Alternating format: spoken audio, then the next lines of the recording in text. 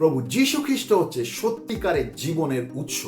প্রভু যীশু খ্রিস্টের মধ্যেই রয়েছে পাপের ক্ষমা, স্বাধীনতা, শান্তি, আনন্দ, ঈশ্বরের ধার্মিকতা এবং ঈশ্বরের সত্য।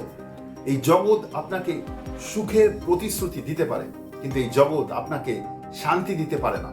যেহেতু ঈশ্বর মানুষকে সৃষ্টি করেছেন তার জন্যে, সেই জন্যে ঈশ্বর ছাড়া মানুষের আত্মা কখনো তৃপ্ত হতে পারে না। আপনি যদি এরকম একজন ব্যক্তি হন যিনি প্রভু যীশু খ্রিস্টকে গ্রহণ করেননি, তাহলে আমি আপনাকে বলতে চাই এই নতুন বছর আপনাকে রক্ষা করতে পারবে না।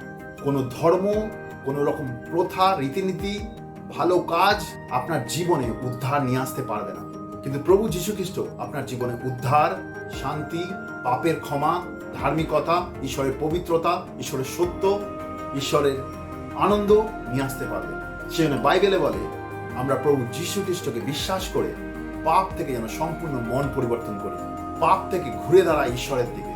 আর তার সঙ্গে সঙ্গে পুরনো জীবনের কবর দেওয়ার জন্য আমরা যেন প্রভু যীশু খ্রিস্টকে বিশ্বাস করে জলে বাপ্তিস্ম নিই আর ঈশ্বরের আত্মাকে আমাদের জীবনে গ্রহণ করি।